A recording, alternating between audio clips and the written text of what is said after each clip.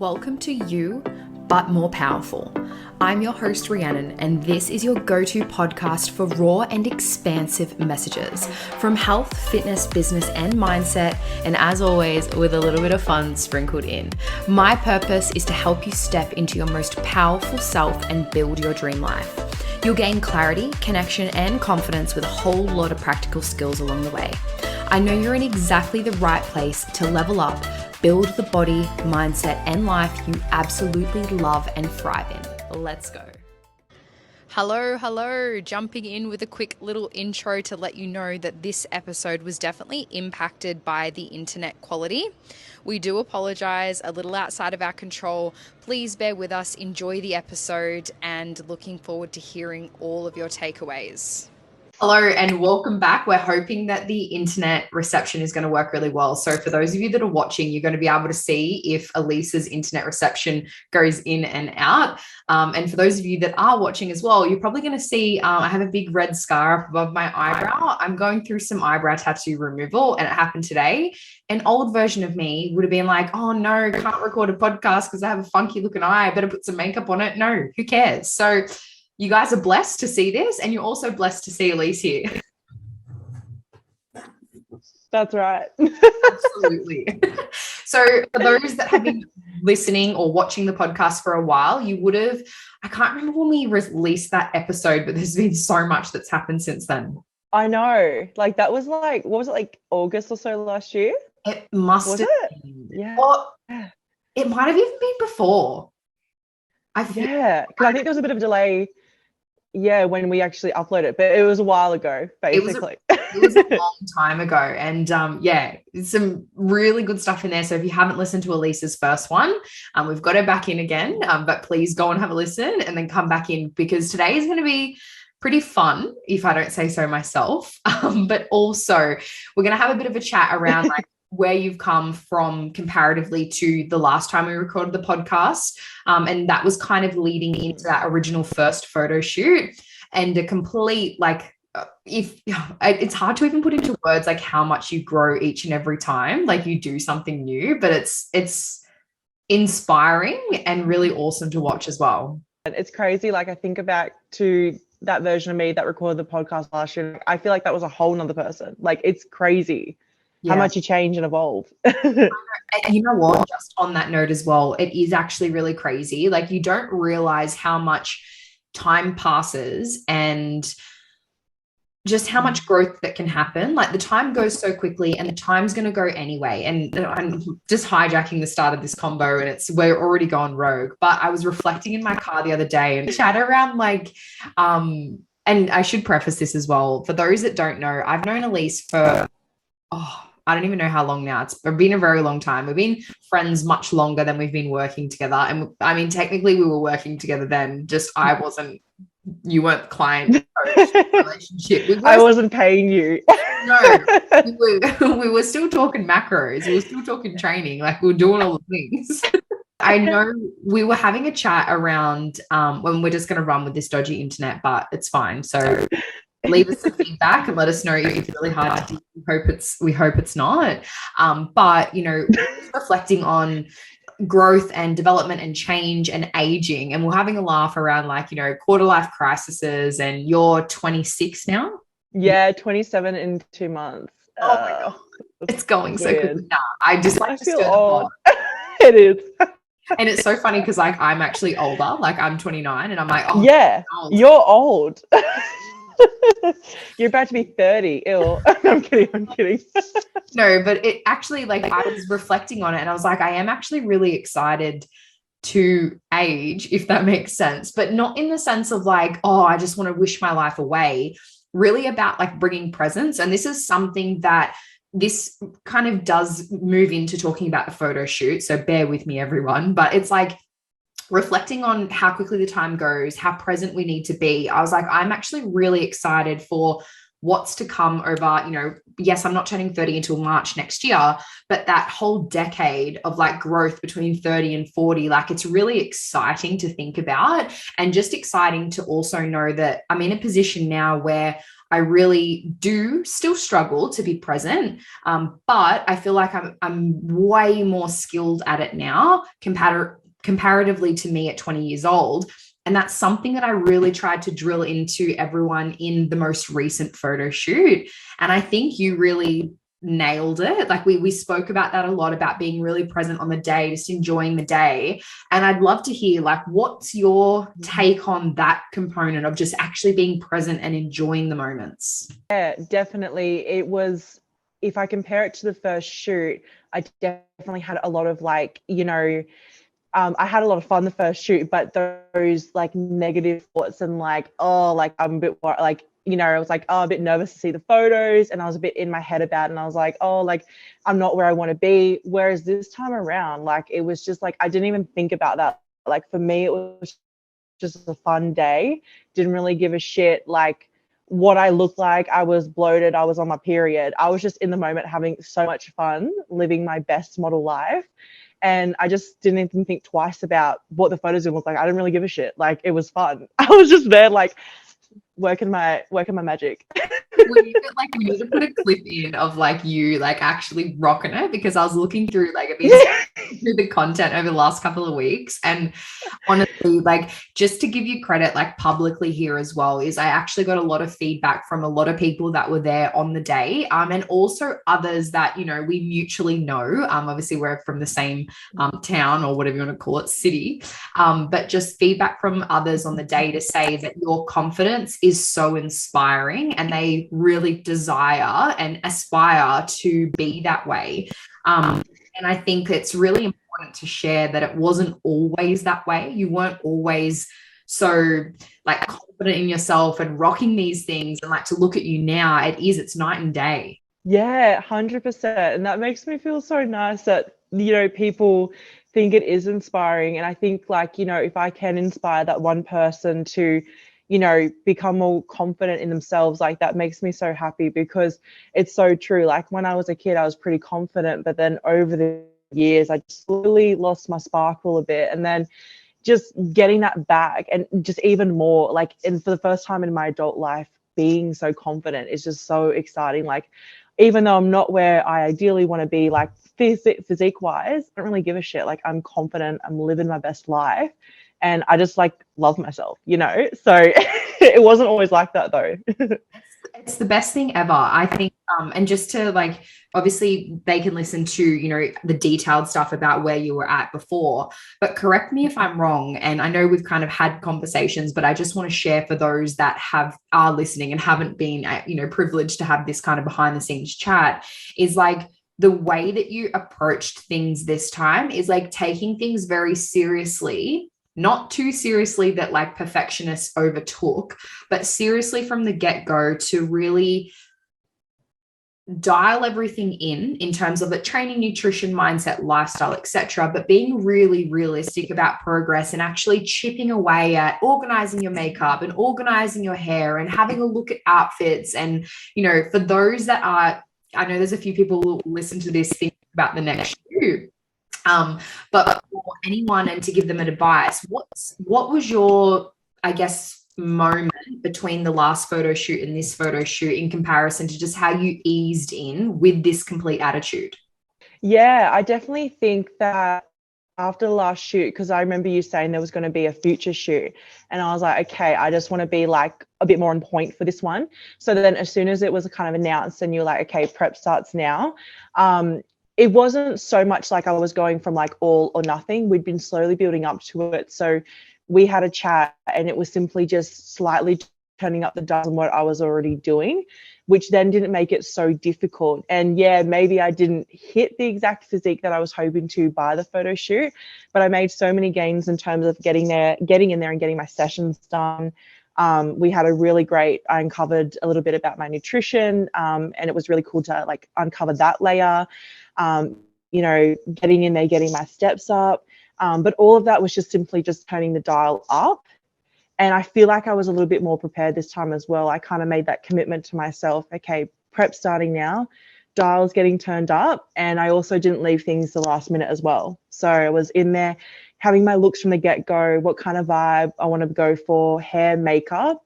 and it just all worked out beautifully for the day. Prior planning prevents piss poor performance. I know I sound like a broken Yes. record. And for those that are listening, and by the time you are listening to this podcast episode, the next photo shoot is probably already been announced. So we'll see where that is, but I'm sure you'll find it.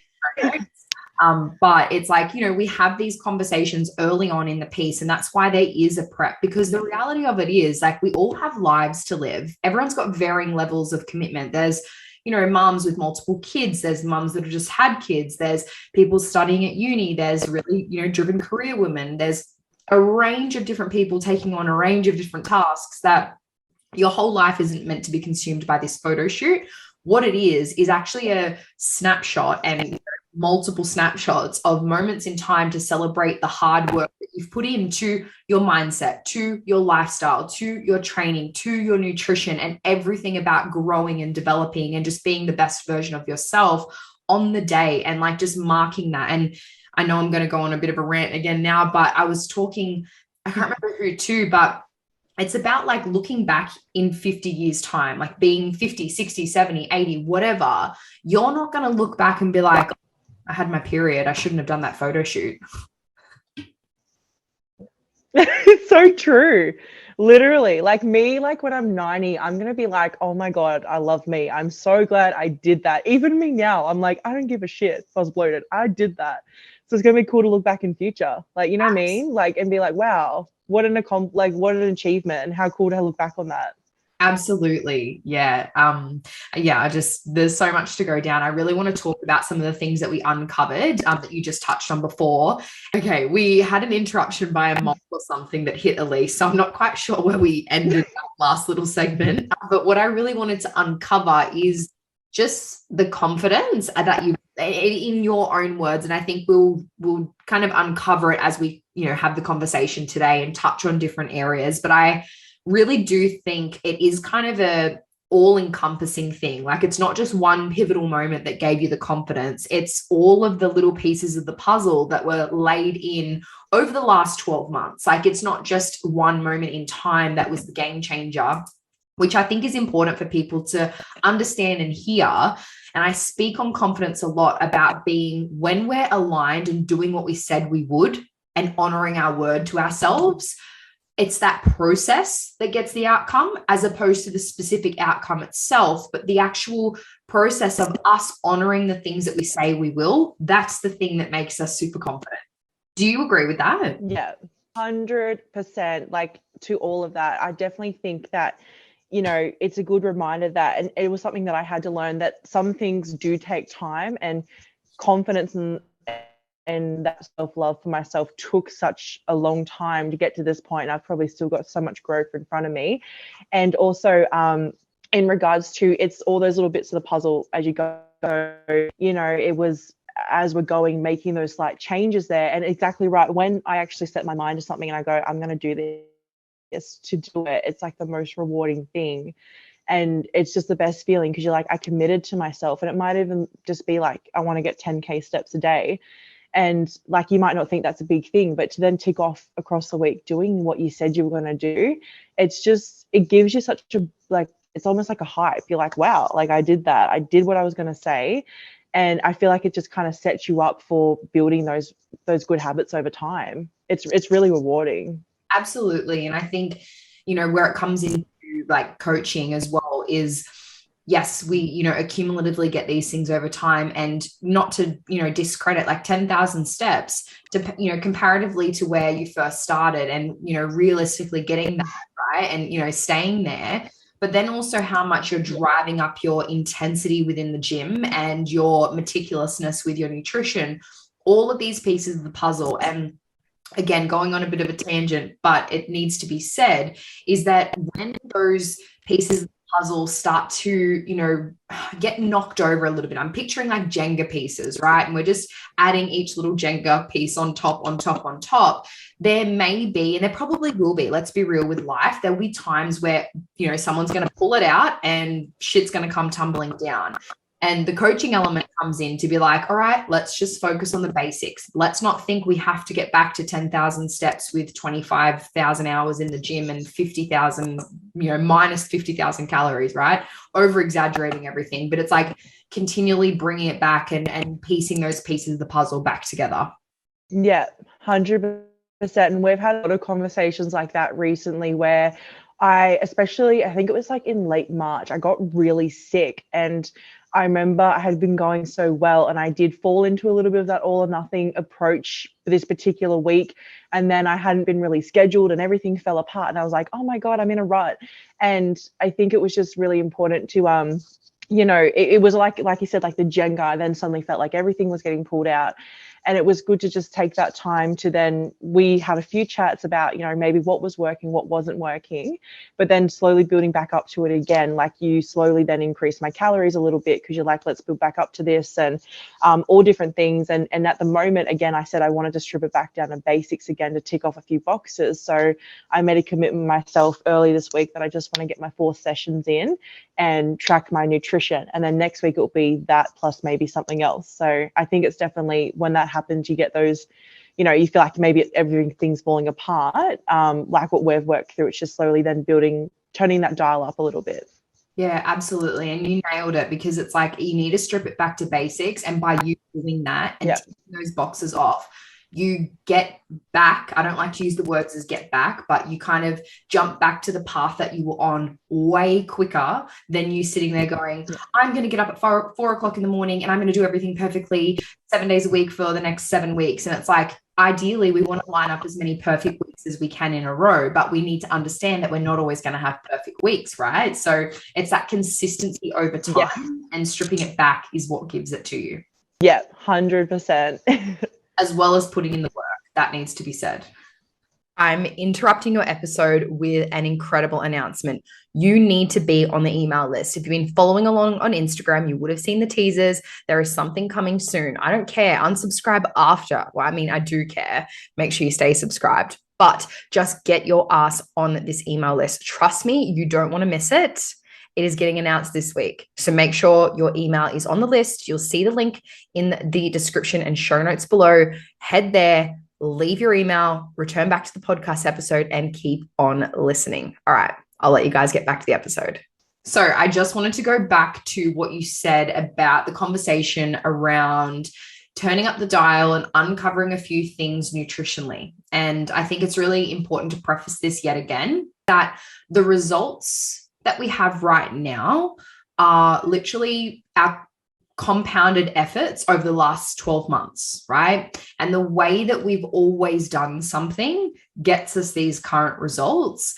And as we grow and develop throughout life in any area, not just health and fitness, we are going to need to change things up. So if we're looking at it like with fat loss, when we really start to get leaner and leaner, we need to manage things slightly differently comparatively to when we have a larger amount of weight to lose or push, right? So it's just about like uncovering those next levels and layers. And I really wanted to kind of paint that picture, is because that's really what it was. It was like we closed off one chapter and now we've started the new chapter of your metaphorical book, right? So tell me a little bit more about your experience, because I think it's really nice to hear it from your perspective.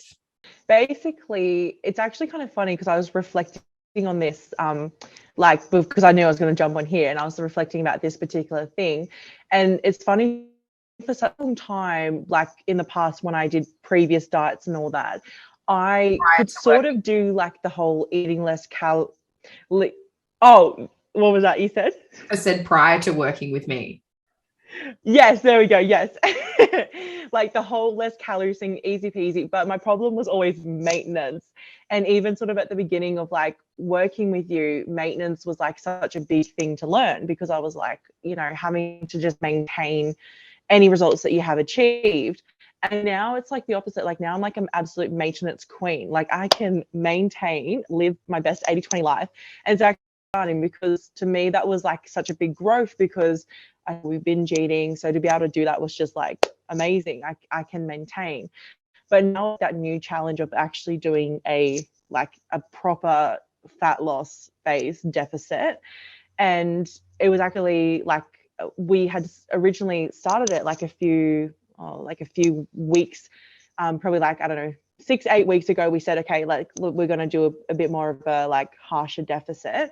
And then when I wasn't things weren't tracking the way I thought, it was kind of the realization that I wasn't tracking everything that I needed to. And when I'm cooking like a bit of oil, but sometimes I would measure out the oil and then maybe put like an extra dash in, or I'd be like, oh, I'm going to put some tomato sauce on, maybe a little splash of that, or like, the odd chip or the odd like drink Pepsi Max. It's only a couple of calories, but all those things do add up in a way. So I think it was just really awesome to actually have that realization that what I've been doing has been absolutely awesome, but I just need to fine tune these couple of things. Already it's been pretty exciting, like getting back into kind of relearning tracking food again, and it just shows you how much I have grown, because it's not like, due to previous things, it's not like such a scary thing to me. It's not triggering me. It's actually exciting, like, trying to work out, how can I get my best value with the calories I've got. So yeah, it's been a big challenge making that switch from maintenance to deficit. Yeah, absolutely. I think there's so much to unpack there. I'm like, oh my gosh, I need to take notes. Yes. I just kept talking. No, it's good. It's good. It's really good, because obviously nailed maintenance. And I think it's really important for everyone to hear is like, maintenance, yes, it's a moving target, right? But we should essentially be maintaining the majority of our lives. So if we can't, like, we don't want to be stuck in this yo-yo dieting space. And you can listen to the other podcast. We'll link it below anyway. But where, Elise, like you spoke about that yo-yo dieting and that undereating and then overeating and then being in that binge and restrict cycle. And it's obviously being able to break out of that and then really be able to completely live that 80-20, enjoy life, but still hit health and fitness goals. And then, being able to maintain your results. It's like the diet after the diet is so important, right? So, when you go through a fat loss phase, spending time actually maintaining that new body, you can't just go back to the old habits that you had, because that will give you the old results that you had. So we've come from there. The other thing around fat loss, and again, a few cheat sheets can be left in the notes as well, really helpful. Like the stuff that we're sort of delving in on, outlined in there. So grab your resources. But it's like a fat loss phase, our body doesn't want to, it just wants to maintain itself. Like our body wants to, stay with its homeostasis. Like that's where it wants to be. So when we're in a fat loss phase, and this is why there's so much mixed information out there, because it's like, listen to your body. And it's like, well, if you're actively trying to lose fat, right, for whatever reason it may be, your body is going to signal to you that it's hungry. It's inevitable. Like you're going to be eating less than what you're burning. Okay. So it's going to signal to you you're hungry. So what? Just keep listening to yourself means that you'll eat when you're hungry, and now you're not losing fat. And that's fucking frustrating. Hey. Yeah, 100%. And if I listened to my body, it'd be like, let me go get a McDonald's and pizza and Coke on the regular. Like, do you know what I mean? Like, I'm joking, but yeah. I think like it's good to talk about. It's like, yeah, I know you're having a laugh, but it's like, it's important, because we need to earn the right for this like intuitive eating, right? So to be able to be a little bit more intuitive of what we're doing, we need the education behind it. And I've literally gone through different phases, and, we're going through different stuff as well, but it brings it back to like that being in a fat loss phase. There are things that are going to be good, the fat loss, and then they're the pros, and then there are going to be the cons. And the cons are literally like everything else, because you're going to be hungry, you're going to be tired, you're going to be irritated, you're going to have less flexibility within your diet. You're going to, it's not to say you can't have some of those sometimes calorie dense foods, but filling your day with those very frequently are going to have a bit of a negative impact in your overall, vitality, your energy levels, how well you're going to perform. So if you're filling 80% of your fat loss phase calories full of, low quality, high calorie foods, like your processed stuff, how much harder is it going to be to achieve the result that you want? That was the thing as well. Like when we first started working together, I would have like some of those things that were high calorie because I was craving them. And you kind of realize that like I do treat myself with those. And even now, like I live that best 80-20 balance, but it almost makes it a little bit harder, because I'm like, would I rather a chocolate bar or a bowl of potato, and I know I'd rather a bowl of potato because I'm going to be fuller. It's ticking off some of those vitamins. But then on the weekend, yeah, give me a chocolate bar, you know?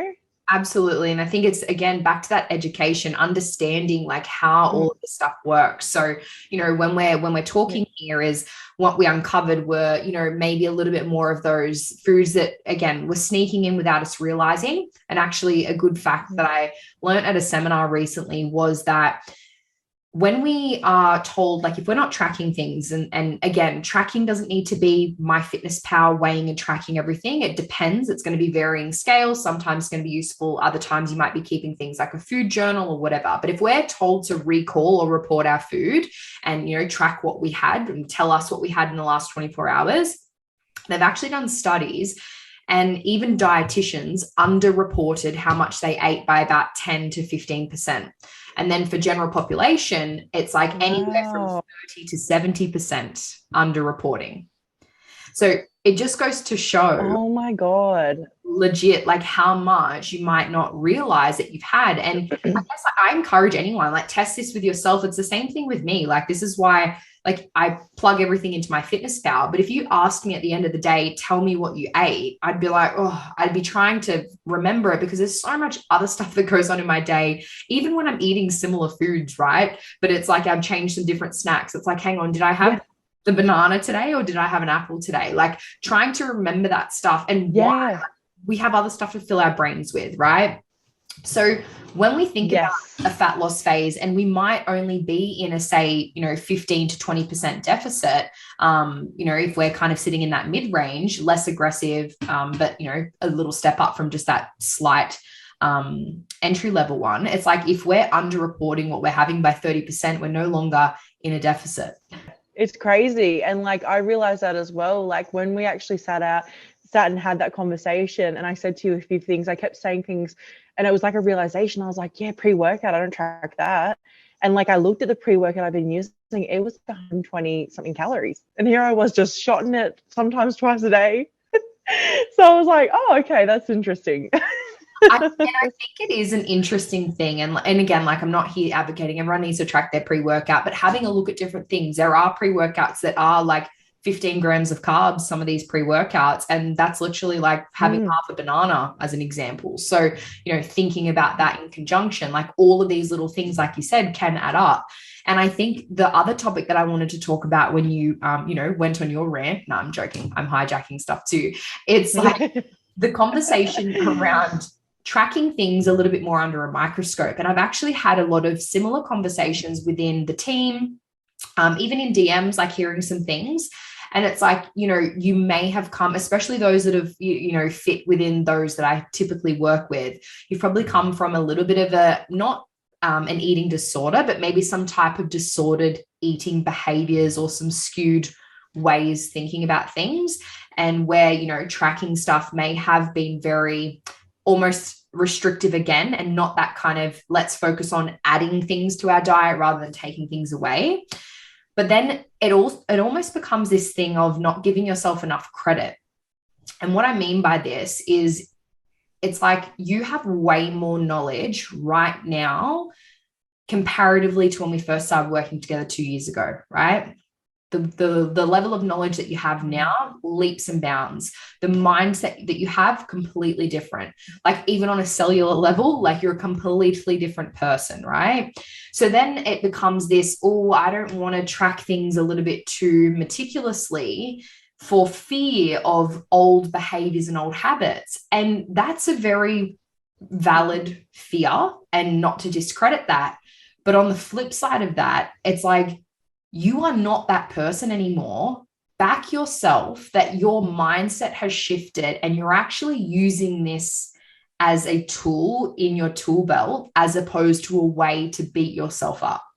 I really agree with you, because like I said, like, my mindset, like, I think it was also just being ready and being open and honest. And I think it's so important to have a coach that you can have those honest conversations with, because if there was ever a time that I started to feel like if I was ever dipping back into disordered eating behaviors, I have such an honest, communication that I can go to you and say, hey, I'm actually really struggling is because I've done so much work, and we have worked through so many things, and I've done, you know, the nutrition work, the inner work, all of that.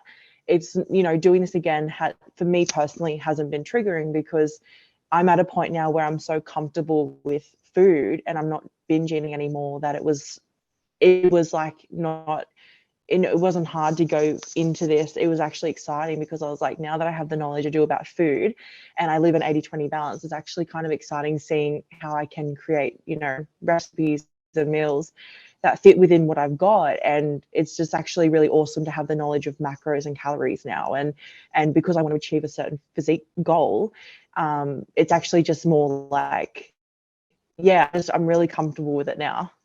Yeah, and that's awesome to hear. Like, that's a skill that you're going to have for life, and something that you're going to still develop and, you know, over and fine tune over time as well. And I think that's a really important topic, is because, you know, you might find these foods in this way and this strategy that you have right now, but then your life circumstances might change and you're going to need to adapt that. And when you understand the fundamental principles, then it makes it so much easier to make different decisions, and, you know, to align with different goals and pathways that you're at or whatever.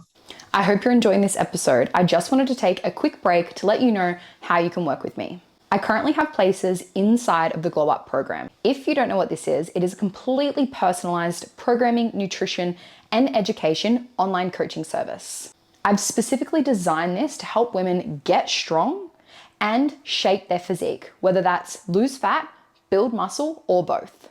The Glow Up is best suited for women who love lifting, but haven't ever had their programming or nutrition customized specifically to them. Maybe you've dabbled in some classes, or you've seen some results from PDFs and other app programs. You want to get better, more efficient, and long-term sustainable results, all whilst learning a whole heap about your body along the way. Maybe you've had a coach before, but you're still struggling with overtraining, under-eating, and that all or nothing fixed mindset approach. Nothing is ever good enough, and you want to be able to hit those results without constantly crashing and burning, or just burning the candle at both ends. To claim your spot, DM me the Glow Up on Instagram, or hit the show notes for your application form. I'll be in touch to let you know for a good fit. I think the other side of that as well is, you know, when we're thinking about a fat loss phase, it is really important to know that it is a phase. It's not a lifestyle, and it's an acute period of time. There's a start date, there's an end date. So it's like, when we're selecting foods, we can select foods that are more optimal to support our satiety, our energy, our, you know, feeling of fullness, like all that kind of stuff. And then there's less optimal foods. And when it becomes your choice around when to put these things in, that's really empowering. But at the same time, it's like, when you know that it's not forever and it's for a particular reason, you know, you're achieving this goal, and, you know, after this date, you have a lot more flexibility. It's not a free for all. You're not restricting yourself. You're actively making choices that align with these results that you want to achieve. And that's, I think, what I was trying to word, but you've just said it perfectly. It's empowering to be able to do it. Like, it really is. And when you have that sort of knowledge behind food, it's like you just feel so empowered in the choices you're making, and you're not doing it for any other reason or for anybody else's reasons. It's kind of like, I have a goal I want to achieve, and this is what I'm doing. And you know that it's worth it for the bigger picture, making the choices that you do. And it's not forever, like you said. Absolutely. And I'm just having a little laugh. I feel like the banana bread keeps coming up to haunt me. The banana I have to touch on it very. Every time somebody mentions banana bread, I think about that. I think so. Just to give context very briefly, is that there was a period of time where, you know, again, like, you know, many years ago, didn't have the same knowledge, and I wasn't in the position that I'm in right now. And I was really just like picking and choosing and being empowered with my decision making around food. And I'm not really a sweet tooth. I'm much more of a savory person. And personally, I don't really like banana bread. Like, it's not, I don't hate it, but it's not my choice. Like, I would rather have, you know, pizza or a burger or something like that would, you know, align better with what I would want to have. And I remember I was in a position where I was at a job that it was like we would go for these, meetings and things, and banana bread was ordered. And it was almost like I was the devil because I didn't want to have banana bread. And I just remember people saying, like, you can eat banana bread. And I was like, I know, like I can eat anything that I want. I just want to eat the banana bread.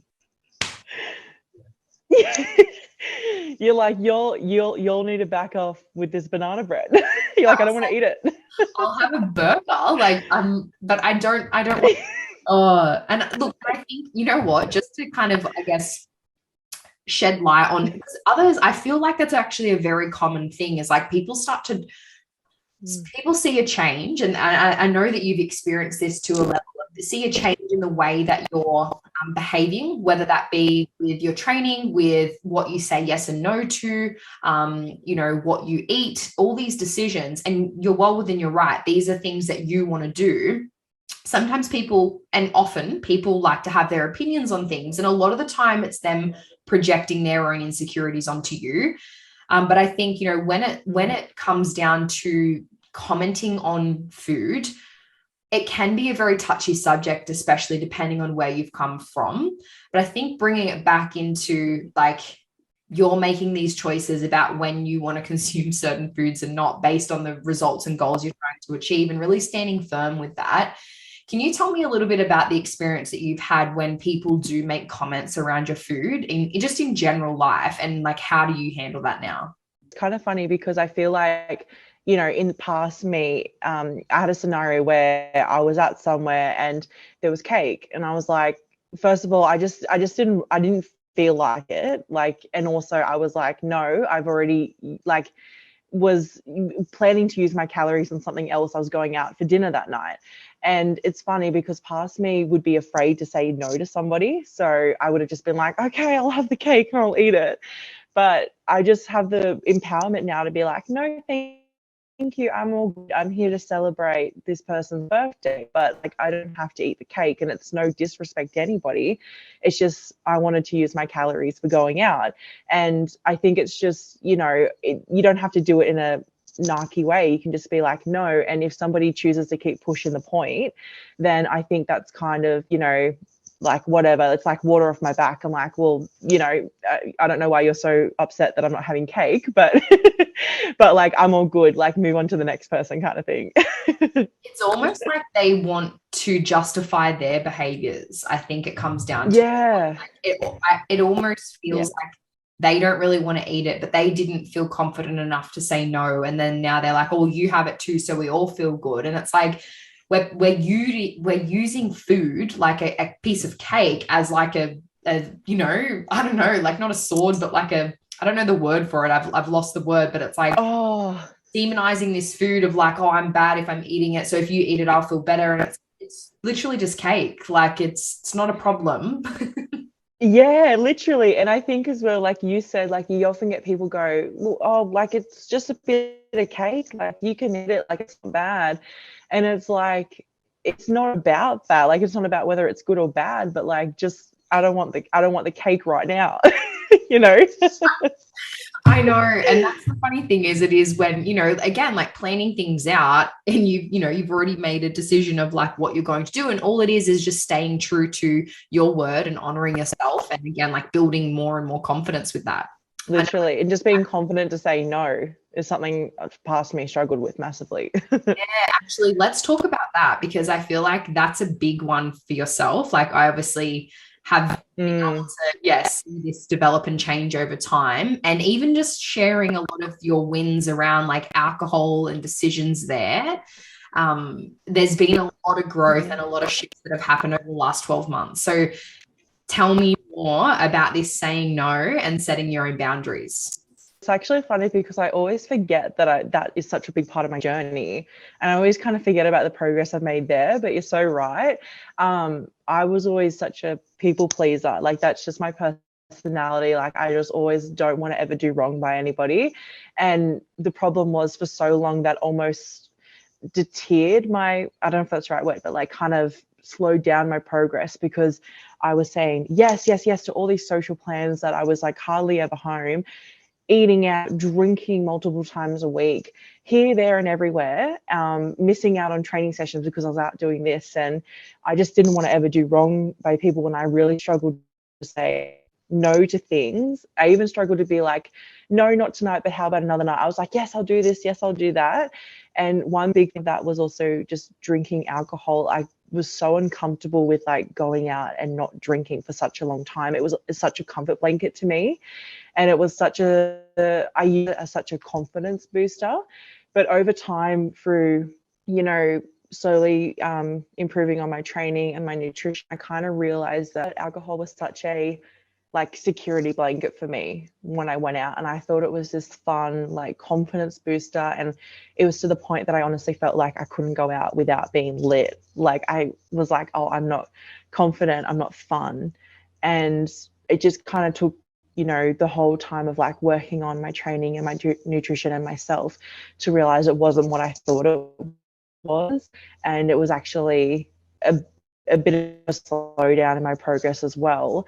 And I kind of uncovered a lot of things about alcohol. And it's not like I'm saying, no, I'm never going to drink alcohol again, but it's been so nice. I haven't really touched it properly in quite a number of months, but I was just so over the hangovers, the anxiety. I used to suffer with that so badly. I would wake up the next morning and feel sick because I'd be like, what did I say? Did I make an embarrassment of myself?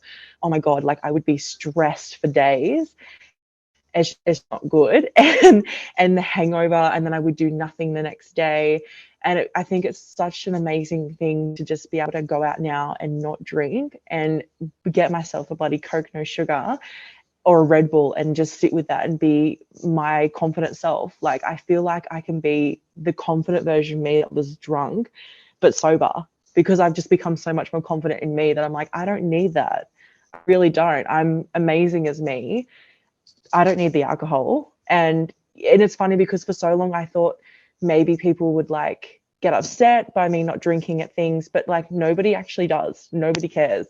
Like they're just happy that I'm there having fun with them, sober or not. That's so nice. Like I'm so happy to hear that you have that like experience, but also like just talking about yourself of like being confident, being you, and that exactly like if those people aren't happy with your company, that's their loss. See you later. But clearly those that actually respect and love and care about you, yes, have you around, honey.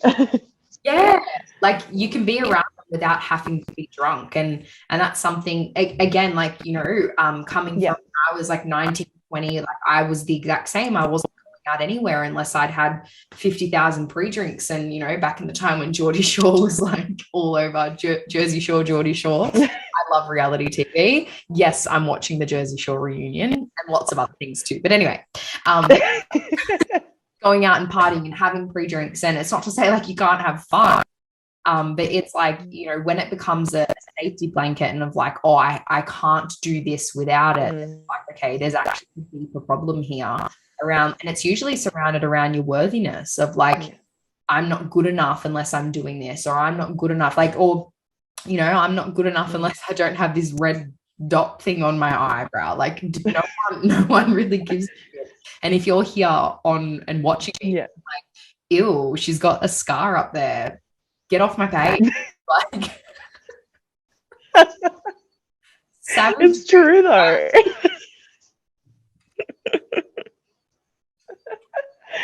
It's so true though. I think it's like if anybody actually takes the time to go and watch somebody's like content or social media and then like sit there and judge, it's like, what? Like, you know what I mean? It's like, that's your problem, not mine.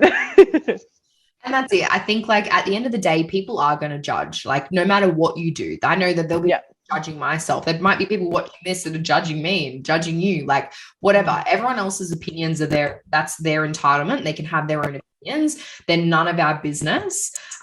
It says more about that person than it does us, obviously, and anyone that's listening to this. But it is, people are, I guess judgmental. We kind of just, I guess we all have an element of that in, I don't know if anyone here can sit on the planet and can sit here and say that they've never had a kind of judgmental thought, but obviously there's, varying scales and varying levels. But it is just about like being your own self and finding more of your people and those that you connect with. And I think like I want to go back to the photo shoot now because I'm just thinking out loud about it of like that was, from my experience, and I want to hear yours, is it was so nice to see so many different, unique women, all there celebrating different but similar things and milestone moments, but being able to connect towards a common goal. And it was just nice to see that so much variety in the room. Yeah, what was your experience like meeting some of the others for the first time? Definitely. I totally agree with you. The vibe was high. Like there was such good vibes. And I think, everybody in your community were all different people, but it's just so supportive. Like it was so awesome. Like both times around, there was different people at each one, but it was the nicest thing that we all had different looks. We're all different, different styles going on. We're all at different, parts in our, journeys or whatever. And it doesn't matter because we're all just a community coming together to support each other, which is just so nice. And I definitely think that like it was so nice to also just put some like faces to names as well both times around. Like it was so nice to walk into the room and be like, oh my God, like, hugging people, be like, I speak to you all the time on Instagram, but like we've never met.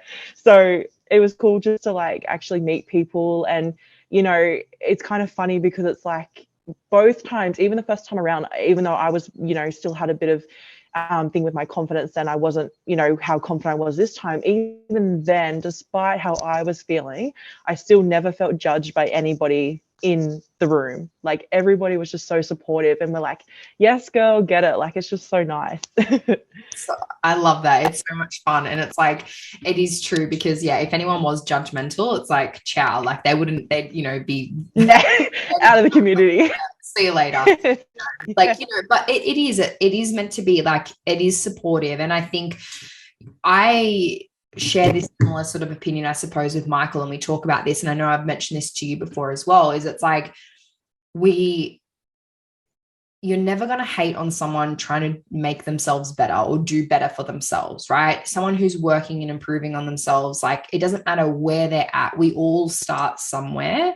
And like, that's just one thing that's massive, whether it be someone in the gym for the first time or someone at a photo shoot for the first time or someone just, just working on themselves to be the better version of themselves. Like drawing hate to that's a really shit person, in my opinion.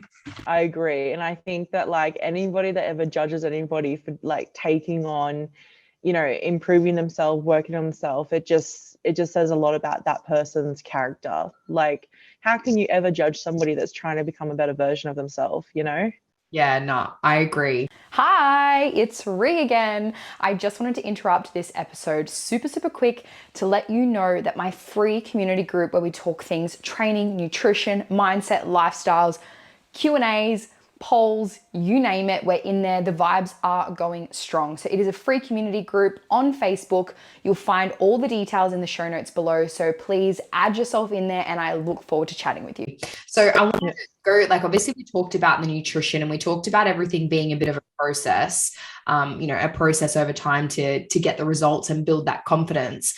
But what would you say are maybe the top 3 things that were a really stand out to you this time round for the photo shoot comparatively to last time for the photo shoot?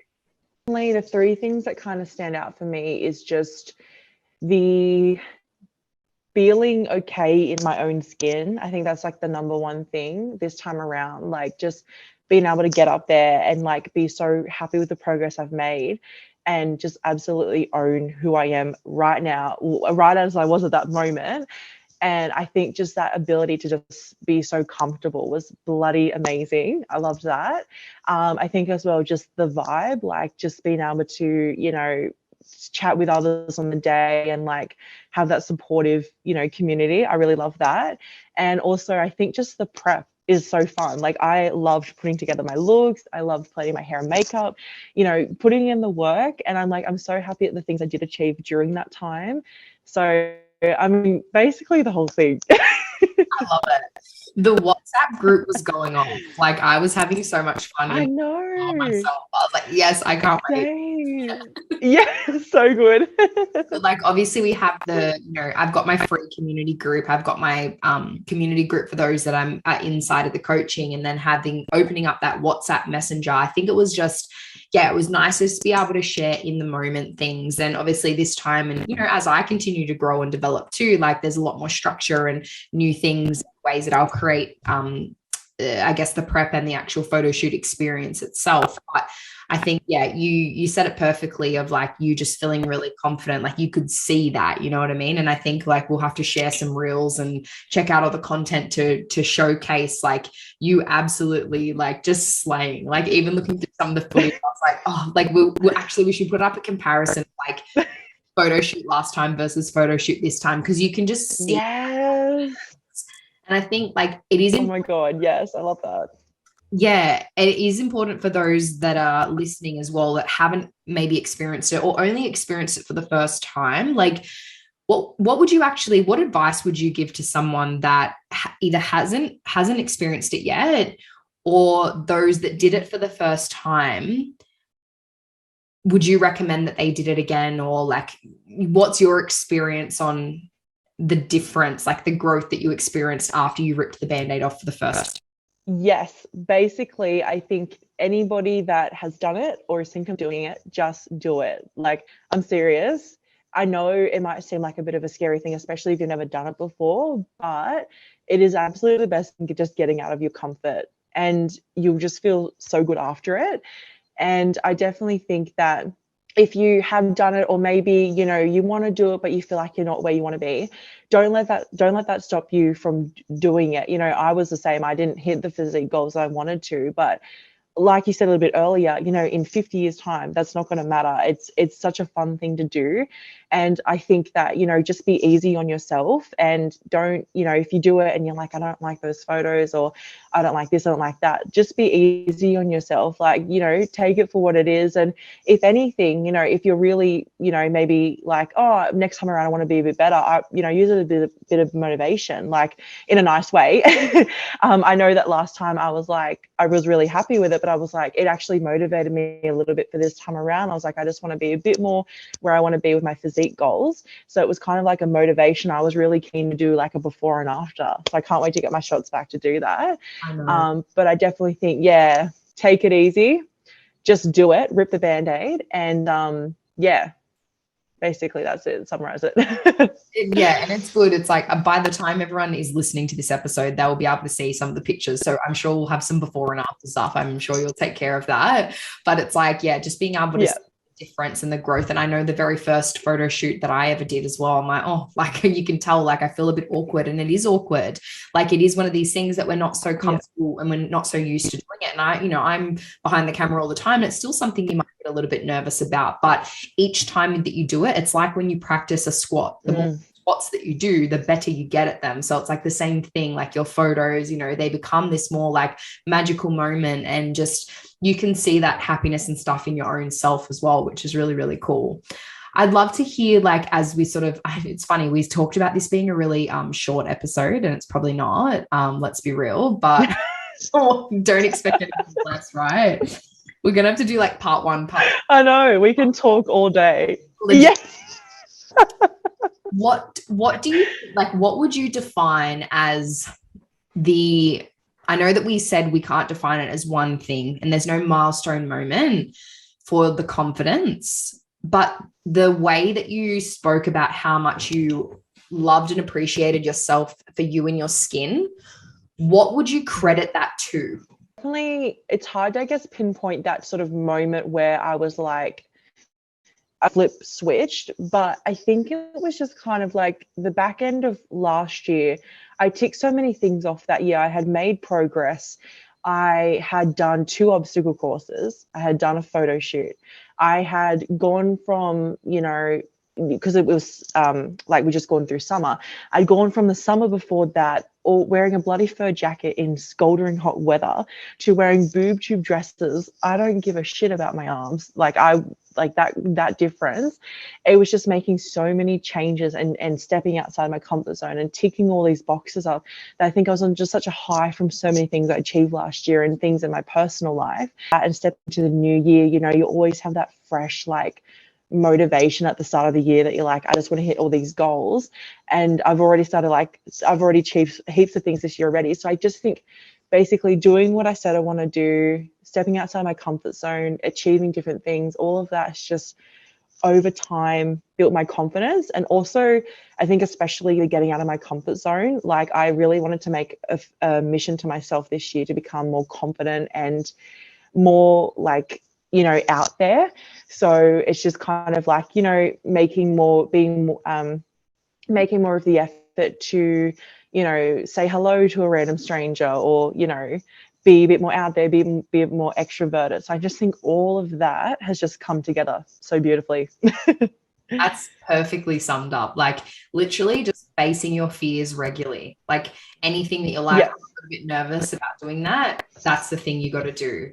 And the next thing, I'm a little bit nervous about doing that, that's the next thing you've got to do. And that's, again, really inspiring. And I think a really key message for people to hear as well, because it's like, it doesn't just happen. Like you've got to push out. And again, like you don't want to push yourself to the point of like emotional dysregulation and you can't handle these things. It's like we push ourselves slowly but surely, you know, continually over time. And I know there's a few others that'll be listening that have their scary thing to do once a month. They've set these little milestone tasks. We got cut off, little technical difficulties, but I was just saying it was the compounding effort over time of doing the scary things and facing your fears and getting out of your comfort zone, getting the fuck out of your own way. And if this is the first episode you're listening to of mine, go and listen to episode 1, because I explain why you need to jump out of an airplane. Okay, no, not everyone needs to go jump out of an airplane, but I do if you want to hear that story. Oh, actually, oh my gosh, would you jump out of an airplane? I've always wanted to do it. Like always wanted to do it. I have a massive fear of heights though. And I think it was always something that I was like, I want to do it before I'm 30. So well, I really want to. Yeah, so you better do it. I know. Oh God, I feel so old. No, I'm kidding. I'm joking. It's so funny. Like, I know because someone said to me the other day, they're like, oh, you know, don't talk about like getting old and blah, blah, blah. Like as in like it's a negative thing. And I was like, it's just a bit of banter. I think it's because like, obviously, you know, I have a wide variety of clients that I work with, like from the ages of like late teen to late 40s, 50, really, you know what I mean? So it's like a very varied level, or like age bracket, I should say. And I honestly don't think like even my mum, who's, you know, like, I don't think she's old, you know what I mean? Your mum, like, I don't like, so it's not these things of like, oh, I think like, oh, we're getting old places. It's just funny because I'm like, you know, a lot of I've spoken to more recently, like you guys are younger than I am. And then, it's just funny. I'm nearly 30. Oh dear. That realization. Making me, now I'm thinking, and we're kind of rambling on here, but whatever, you know, it's everyone can tell us how much they just want us to shut up. They can flick us a DM or whatever. They can tell us, hey, let's read more. But I'm like, I really need to book the tank dive. Like I need to do it. Oh my God, yes, you need to do that. You've been talking about it so long. I know. Do it. Do the things you said you were going to do. Yeah, all right. Call me out. Because it is an excuse. It is an excuse because I was going to do it. And then my dad and my brother were both like, I want to do it too. And the day that worked for me was a Friday. And I was like, all right, let's do it. And then I was like, oh, I'm trying to, you know, when you make it this big thing. So I was like, oh, okay, well, now we need to do it on a weekend. Michael is so flat out with his work. He's just like, I don't want to do anything on weekends. So then I'm like, oh, do I just go? I'm like, I will just go up by myself and have no audience. Like, I don't even care. But now Dad and my brother had AFL. And I was like, oh my. Oh. So you know what? When's it going to happen when you're 30? I'll be 50 by the time. No, actually, when I'm 50, I really want to go to Antarctica. Like, that's my thing. Oh my God, that's a beautiful goal to have. Yeah. After this call, after this podcast, I'm going to message my dad and I'm going to say, these are the dates. Take a day off on the this Friday that we're doing it. Figure it out. Put my foot down. And he'll probably just turn around and say, do it yourself. But, yes. Oh my gosh. Doing the things you said you're going to do. I can't be expecting anybody else to do these things if I'm not doing it myself. That's something though to really seek out, is I really want to seek out a lot more experiences where it's little fish in a big pond. That's my goal for the rest of this year. And I have a couple of little things in the woodworks to do. I'm not going to speak about them just yet, but it's like I want to be the small fish in that big pond. So really just like challenge and get out of that comfort zone. And it's just that level. Like there's a difference between being content and being complacent. And I think it's very easy to fall into that complacent space where things are good, cruisy, and it's like we kind of stop challenging ourselves. And for me, challenge is a very, very high value of mine. And I had noticed that it wasn't something that I was expressing as often as what I was doing before. And, you know, sometimes it's just from lack of like conscious effort. And then it's like, oh, okay, all right, like let's pull that up and, you know, put it out there and do it. Michael always says 100%. You know, Ronnie Coleman, how I was showing you all those funny like videos. Like, there ain't nothing to it but to do it. So every time I say I'm gonna do something, he always quotes Ronnie, and I'm like, oh, it is funny. It is funny. So good. Memes you've been sending me lately are awesome. I love them, honestly. And like when you get to a point, so funny, like being at like a gym knowledge that I have now, because I get it. I'm laughing with you. I get it now. I know, it's cool. It is like, it's awesome to see on my end as you guys, everyone very differently progresses through different phases, and like you'll send funny memes that maybe 6 months ago that you wouldn't have quite got the humor because you weren't quite sure about all that sort of stuff, and now it's actually quite funny. The one that I was going to say that cracks me up, and I think you've said it to me a few times now, is like the one just like rocket up, and it's like when you bench more than all of the bosses at work, so you own the company. That one kills me every time I see it. Oh, I see it. I literally lose it every time I see that. It's so good. Well, I think I have spammed you with it like 5 times. I know. And because like, so I get very different on my personal Instagram account. I get a lot of wedding related stuff, considering that makes sense, but like engaged wedding, but a lot of like fitness wedding ones, because obviously like I search a lot of fitness things, or you guys will send that through, and then I've got my PT with Bree account that I'll see like heaps of more like training and educational stuff in there. But I've been cracking up. Like I think you might have seen it when I shared it the other day. Tiana actually sent it through of getting your protein in at the wedding, and it's like all of that is protein. Oh, I think I did see that. There's so many funny ones. You can get caught in a Yeah. No, literally. And I follow like that many like gym meme pages now, and they're just popping off on the feed. I'm scrolling through. I'm like, I love this. I know we just had a little bit of personal story in here that was, you know, like whatever, off the cuff, who cares? It's late on a Friday night that we're recording this, guys, so it's inevitably going to happen. But just to kind of get back on topic, wrap things up, because I know you're probably like, hey Ree, I want to go to bed, like it is late, we can see it's very dark outside. You're outside even, it's probably cold. Like you know. Yeah, no, I've got my power hoodie on, keeping me warm with my shaker. I'm still cracking up that when you got that, you're like, oh, it's a hoodie. And I was like, yeah, that's what it was advertised as. You just thought it was the crew necks that we did last year. So good. I was like, I'll support either way if it's another crew neck. And the Kingdom of Strength, rocking it all. What I was going to say is I want to do a couple of little like, quick fire questions.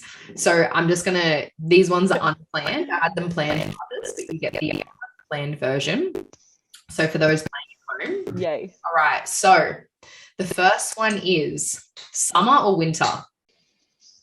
Summer. Love it. Same. Yeah. Used to be a winter girl, but it was so like, it was because I like, yeah, I've gone into my Instagram. There was a reason why I was always saying like, I love winter because I didn't want to go to the beach and wear a cozy, but now I'm like, fuck that. I don't care. I'm going to the beach and enjoying summer. Yeah, it's a real thing. Like I think we've spoken about this. Yeah. theme of like, I know this is meant to be rapid fire, but here we are on a tangent again, but it's relevant. Talking about like, oh, we were loving winter because it's like we got to cover up and hide ourselves and we felt like uncomfortable and not wanting to expose skin. And then once you realize, oh, I'm a confident bad bitch working towards my goals, and it's like I actually fucking like summer. Like, hello.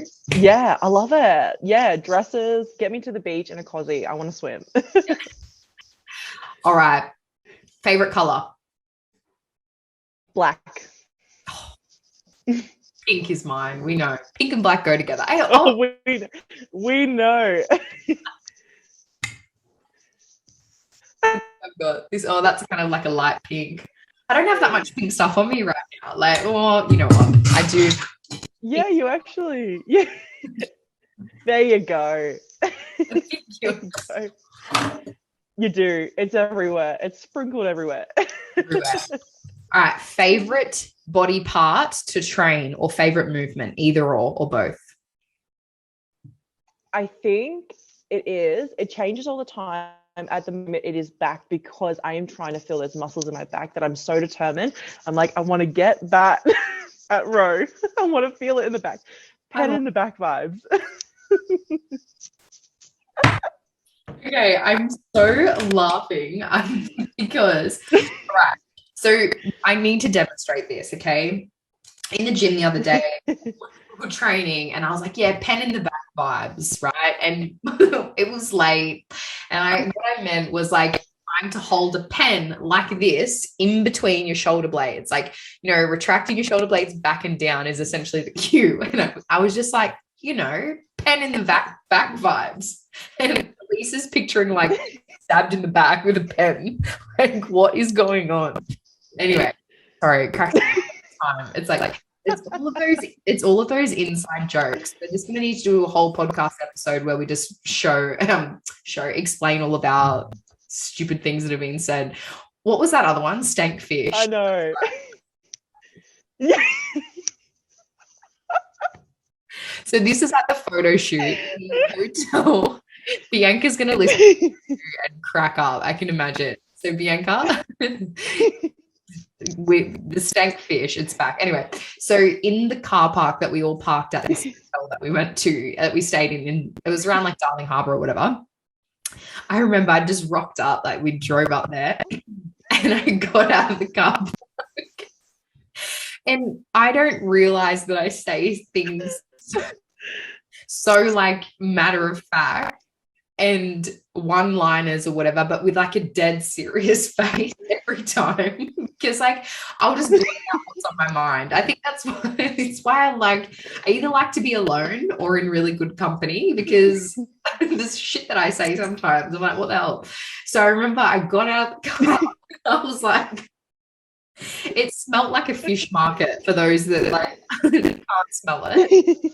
And I just remember going, oh, stank fish. So it's not that funny, like you had to be there. But then the rest of the time, like my nickname started calling me stank fish. So we're out in a restaurant. She's like, what stank fish can I order?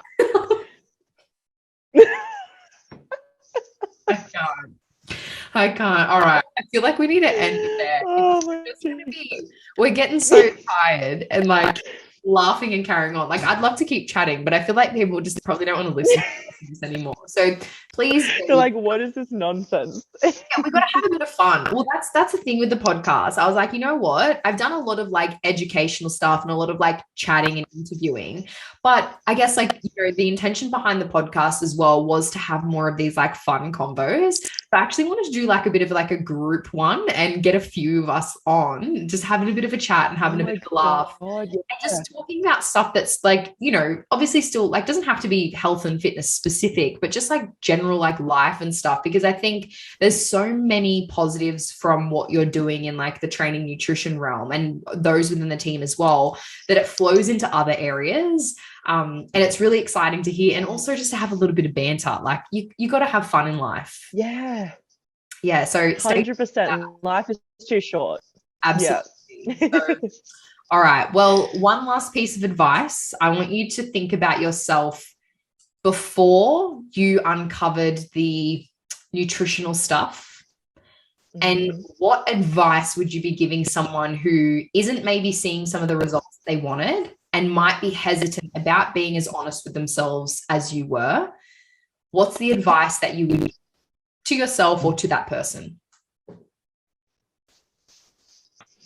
I would give them advice that I think that you just need to strip it all the way back to basics.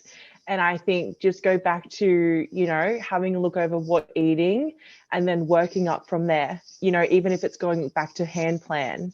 I've back to that previously in the past when I was struggling a bit with macros. And then I think from there, learning a bit more about macros, building up to that, making sure you're getting your fruit and veg in, kids, that's important.